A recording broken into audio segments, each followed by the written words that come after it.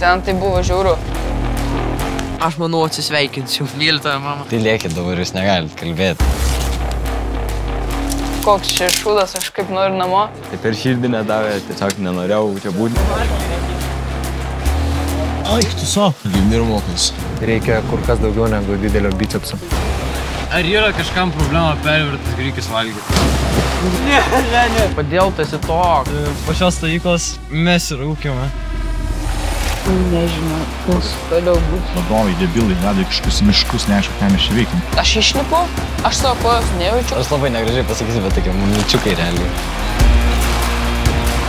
Ką tu negali normalus būti? Visi žino, kas yra lyderiai. Matai, visą naktį. Aš taip mesti į tą kirvį norėjau. Joriu, ar nori šitą akademiją? Mėgok sen. Mes jau varom į... Vėl žygis, vaiką varysit.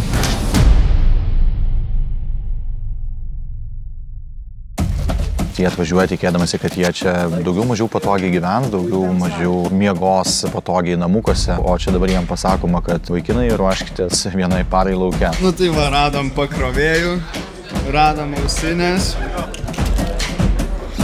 Kai surinkinė telefonas, buvau labai laimingas. Man tas telefonas nedaug ką reiškia. Apie feną net neklausėm, nes negalvojam, kad tokie būna dalykai. Jo, nesitikėjau šito, kad rimtai jau taip, per 10 minučių susiruošim ir išeis. Opa! Žiūrim, ką čia išdarinėja tie jauni žmonės. Surenkami yra visi pakrovėjai, telefonai, visos ausinės, viskas yra paimama. Ir tie lūkesčiai, kad bus vienaip, o klostytis pradeda įvykiai visiškai kitaip, jie stresą kelia nemenka. Pasijunta kontrolės praradimas. Nu, tikiuosi, kad bus viskas gerai. Gali lošti kažką per galvą ir paimti šio kirvį. Pasiruošęs.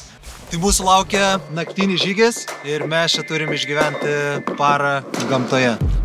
Paprastai yra dalis vaikinų, kurie atvažiuoja savo norą ir dalis vaikinų, kurie, kaip jie sako, pem ant pem. Bet koks suaugęs žmogus, kuris nori, kad jaunas žmogus turėtų daugiau patyrimo, neišvengiamai susidurs su būtinybė įkalbinėti ir kažkiek sukurti spaudimo. Tai nėra niekaip nei blogai, nei traumuojanti vaiko patirtis. Tai yra tiesiog pastumėjimas, palydėjimas vaiką į patirtį, į kurią jisai pats greičiausiai neis, nes neturi bendro platesnio vaizdo. Viena turbūt pagrindinių taisyklių, ką įsivedom, tai yra tyla. Visas žygis vyksta tyloje. Yra nauja žmonių grupė ir pats pirmasis vakaras ir taip sako, tai lėkit dabar, jūs negalit kalbėti, kitaip eisit 100 žingsnių atgal už kiekvieną žodį. 100 atgal! Kuo gali kliautis, tai jo savo kažkokiais tokiais pirmapradžiais instinktais. Uoslė, rega, klausa, kai tu turi įtempti visą tai, realiai tai tave saugo naktį. Tai labai gera patirtis ir gera pradžia mokytis būti su savimi. Stresinėse aplinkybėse tas vidinis dialogas tampa vienintelė atrama. Vienas vaikinas iš karto priėjo prie manęs ir pasiklausė, ar galiu eiti arčiau vadovų. Kai paskui pasišnekėjom, kad išaiškėjo, kad jisai turi baimę laukiniams gyvūnams. Aš esu žmogus, kuris labai daug mąsto ir kaip tik galvojau, kodėl padarė, kad nešnekėtume, kodėl padarė, kad bežibintų, vis bandžiau kažką galvot, mąstyti.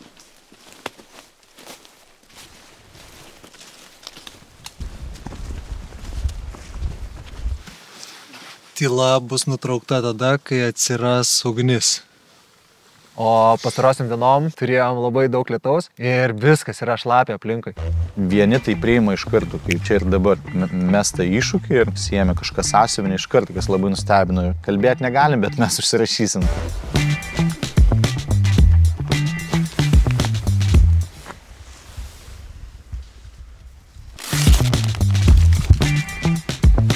Bandžiau padėti, bet tiesiog gavau dūmus tiesiai į akis ir negalėjau normaliai. Paprastai visi kažkaip apspytė tą laužą ir vienaip ar kitaip, vieni šalia kitų būna. O čia atsirado va ta grupelė, kurie tiesiog atėjo ir save pristatė ir atsisėdo. Jūs tik manęs nelieskit, jūs padarykit, aš pasižiūrėsiu, tik, atstokit nuo manęs. Aš kuo galėjau, to padėjau, nesu tobulas, negaliu viskom padėti. Viena iš priežasčių nesimti iniciatyvos vis tik atsakomybė. Imantis iniciatyvos nepasisekus, atsiranda rizika būti kritikuojamam. Vieni mes pakeliam lengviau, tai kiti nepakelia tiesiog. Kitas dalykas, dalyvauti veiklose, kad ir ugnį įkurti, pavyzdžiui, vis tik tai reikalingas mūsų smegenyse tam tikras atsakas, tai yra tas dopaminis dopamininis avansas. Mes susidurėm su jaunais žmonėmis, kurie yra pervartojantis dopamino, ar tai yra psichoaktyvios medžiagos, ar tai yra kompiuteriniai žaidimai ten ir socialiniai tinklai. Jie pripratę yra prie žymiai didesnių dopamino dozių. Ir šitas dirgiklis, kaip užkurkim laužą, nagi pabandykim, štai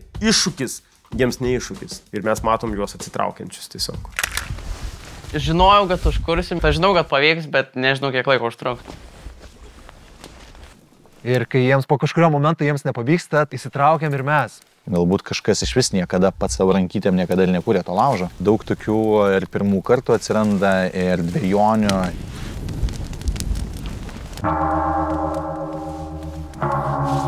Šiaip iš tikrųjų viduje labai džiaugiausi, nors ir taip išorėje nevaizdavau, bet buvau labai laimingas. Tai visi dabar padarom taip, kad nueinam į mišką ir kiek galim parnešam kuo daugiau kuro. Vaikinai supranta, kad nėra nieko, kas dabar aptarnaus laužą, juos, jų gerovę. Viskas gula ant jų pačių pečių.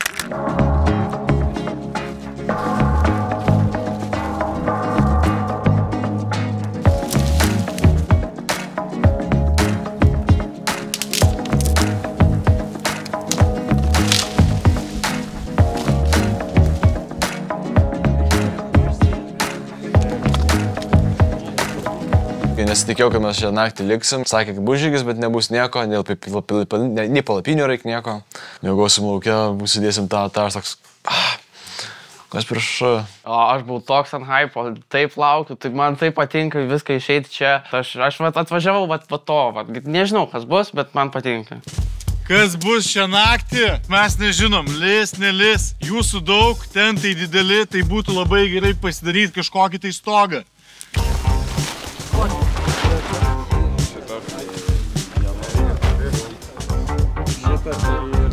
Alio, paklausykit.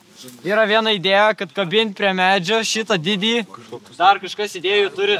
Žinojau, kad čia nebus tvarkos, jeigu nieks nepasiims tos lyderavimo pozicijos. Yra tokių, tiesiog biški, specukai, ką žinau. Labai rauna kietą. Prie vadovo labai rauna kietą. Išlaikysi dar mane? Matakai, kad nedavo. Čia vėjas pūs, jūs vis tiek sulys. Tai reiškia, stogas nuo žemės turėtų būti koks metras. Leidžiu, palaukit. Man kiaušam visą. Dar vieną stogą? Nu tai nesėgu visi nedės su stogu. Jeigu kam mėgosi apsikabinę savo geriausią draugą. Buvo problemos, kad reikia palapinės, reikia laužo, buvo tamsu, šalta, vėjas, nori miego ir labai vėlu. Kaip pasikeičia mūsų suvokimas patogumo, didelio nepatogumo kontekste. Pakeičia suvokimus, kartais ir vertinimo kriterijus.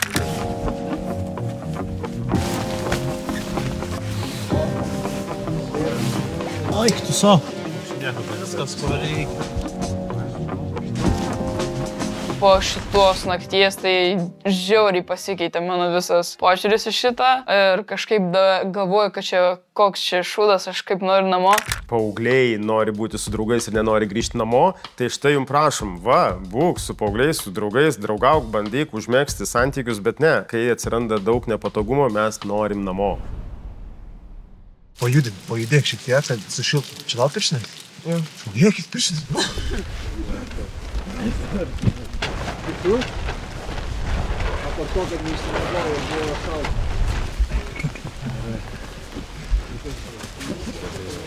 Kad išgyvensi, tai... Išgyvensi, tai faktas. Kaip padarom, kad dabar būtų maks komfortiškai ir kad būtų all good.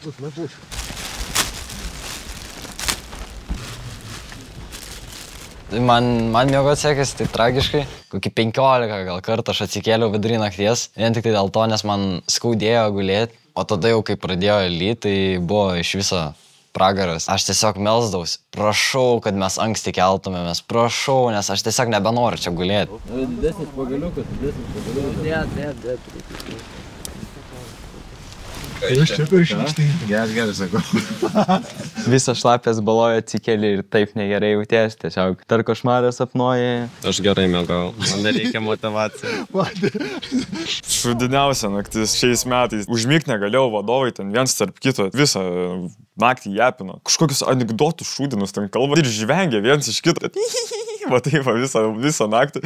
Ir kažkas iš po stogo, hei, mes jau miegam, prašau tylos. Ir mes sakė, jėga, jisai išdrįso tai pasakyti ir tai padaryti. Mes virsim grikius ir bulves. Nieko mes daugiau kito valgyti neturim ir mes labai vargani vaikai esam.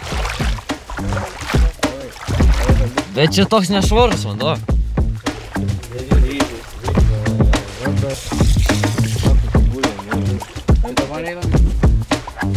Gerai, palauk. Labai greitai atsirado ugnis, nes vakar jau turėjo patirties, tada atsirado labai daug malkų, jie patys susireguliavo. Tikslas yra užvirti vandenį. Bet ne, matai.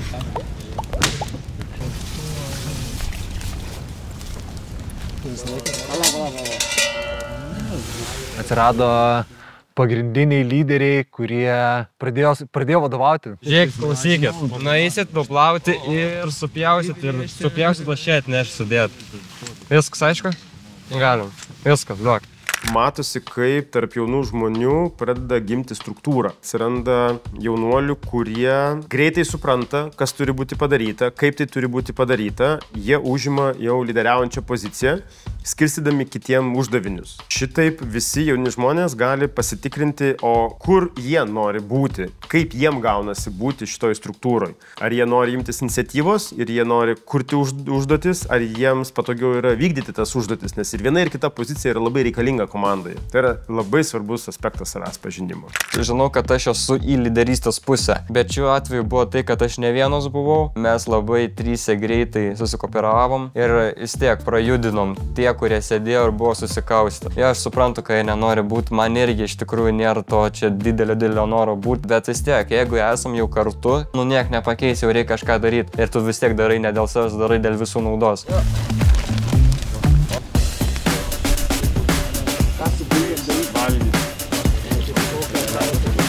Maisto subtilybės, kaip nusprendė pirmą išvirti grikius, o paskui į grikius įdėti bulves ir kartu paskui dar išvirti bulves. Tai ar yra kažkam problema pervirtas grikius valgyti? Tai maistas yra maistas. Maistas yra maistas. Dedam tos bulves.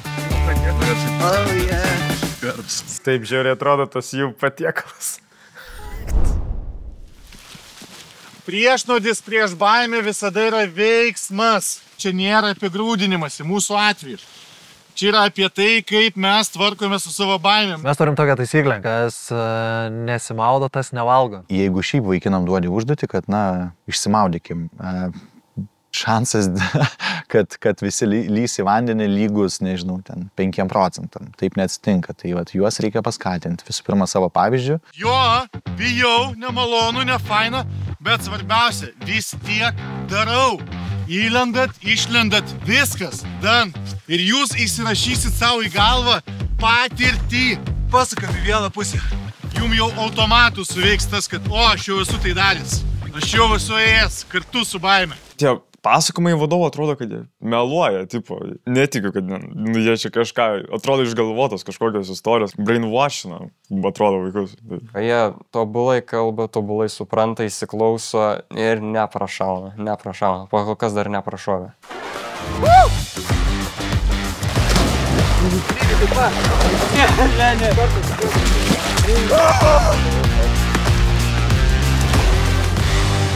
Taip galvoju, eisiu aš maudys. Ir tada pareina mano kolega iš vandens ir visas toksai šalta. Ir aš galvoju, eik, savo jau tikrai nebeisiu maudys, bet iššokau, nors ir vienas iš paskutinių iššokau. Bandžiau irstis dar į priekį kelis kartus, bet jau surakino visus raumenis, jau galvoju, blemba, ne, lendu lauk.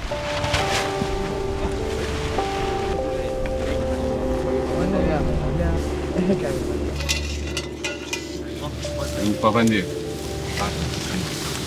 Geri tokie. Vadovai ne šiaip mėgaujasi išbandymais, užmestais jaunuoliams ant galvų. Jie ir patys juose dalyvauja, ir patys pasiryžę būti su tuo diskomfortu. Tai yra gražus pavyzdys, tai yra lyderystės tam tikros formos. Tokiom sąlygom, miške, vidury miškų, pliaupiant lietui visą naktį ir ryte lygiai tas pats ir turint omenyje tai, kad jūs čia mažiau negu parą pažįstami ir dėliojasi dalykai ir laužas atsitinka, tentai, košė, ta prasme, čia nėra savaime suprantami dalykai. Tai kad visa tai atsitinka, tai čia yra jūsų, tikrai didžiulis darbas. Tai ačiū Jums už tai. Ar yra košės, kas nori greit pakartok? Dėkui. Bulvės apšė kaip akmuo kažkoks. Nežinau, kas toliau bus. Gali būt, kai mes pro tą upę eisim ir ten vėl nekalbėsim. Žiūrė šalta. Aš norėjau tėvam paskambinti tiesiog, kaip jiems ten sekasi. Jo, nes biškį, sakau, atėjo ilgesys namų. Žiūrėk, matai, kas atsitinka? Tu susikuri istoriją, kurios dar nežinai, ar taip ir bus. Ir va tada atsiranda, žinai, kažkoks nerimas ir baimė, kad bus kažkaip tai kitaip. Bet gali būti, kad laukia tai, ką tu ir sakai. Net valgyti nesinorėjo, aš taip bandau ir man kažkaip apsivemt noris. Tai man dabar 14, bet manau, gal dar metais reikėjo vėliau. Aš jauniausias esu. Va tos patirtis, tas žygis, tie išbandymai, sunkumai, jie labai stipriai atitolina jaunuolius nuo savo šeimų ir nuo savo tėvų. Tai reiškia, tas diskomfortas ir tas atsiradimas tokiai padėti, tokiose aplinkybėse, kai reikia viską spręsti pačiam, kai yra nesmagu, kai yra šalta, kai yra šlapia ir nėra šalia tų tėvų, kurie viskuo visada pasirūpina. Jie pradeda jausti tą milžinišką atotrūkį. Ir atrodo, kiek užtruko viena naktis. Viena sudėtinga, nepatogi naktis, milžiniškas atotrūkis ir iš karto suvokimas ateina, kad kiek aš gaunu iš tėvų daug. Ir tai nereiškia, kad aš skolingas tėvam, bet kad aš dėkingas galiu būti ir tikrai dabar suvokiu, ką reiškia tai, kai aš gyvenu namuose šiltai, ramiai ir mane tėvai erzina. Ir kai štai prašom, nėra tėvų, niekas tavęs neerzina.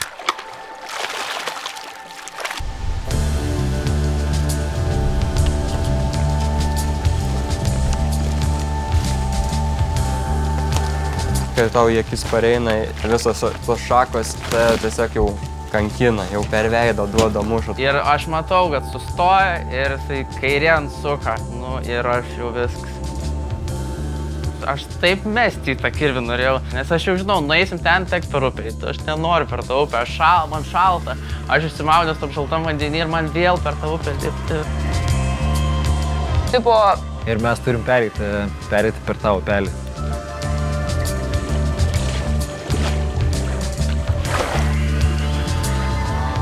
Atsirado tokių vaikinų, kurie yra galvoti. Jie pamatė, kad ten toliau yra kitas rastas, storas, per kurį galima pereiti. Ir tai yra sveikintina, nes jie ieško būdų, o kaip padaryti lengviau, kaip padaryti greičiau, kaip padaryti saugiau. Tačiau mes juos grąžinam atgal, kad tiesiog patirti ir gauti dar kažkokį nepatogumą. Skatinam vaikinus pasižiūrėti, o kas ir čia vyksta su tavim. Aš net nežinau, ką daryti. Aš išlipu, aš savo kojos nejaučiu, man taip šalta buvo. Per tą upę lipom šalta, išlipom šalta, ėjom šalta. Biškai kvailoka buvo, bet aš nenorėjau niekur mautis, persimutit vėl, nešvariai iš kojinės, tas kelnes, tiesiog viską iš naujo. Galvojau, neisiu, neprivers. Aš tiesiog norėjau, kad po šito posūkio būtų finišas. Jo nebuvo.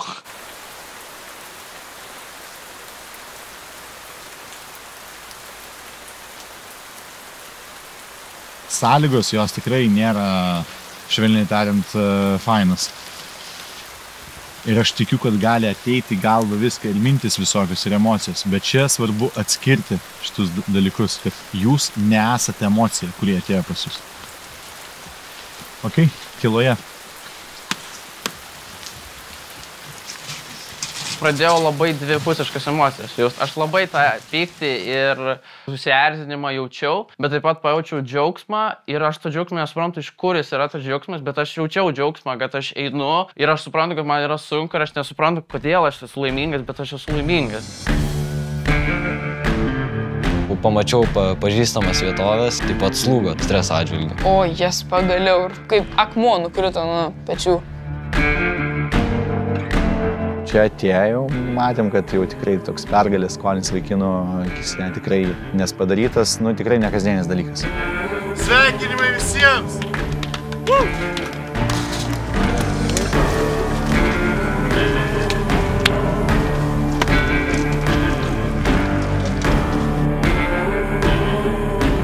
Aš pastebėjau, kad man tiesiog trūko šitos stovyklos.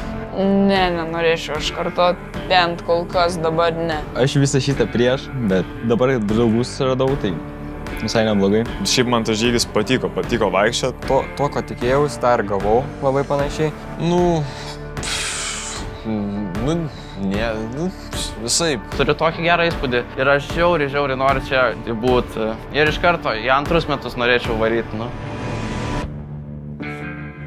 Jeigu reikėtų įvardinti vienu žodžiu, apie ką visas buvo šitas patyrimas, visas šitas žygis, pasitikėjimas, viltis. Man tai yra viltis.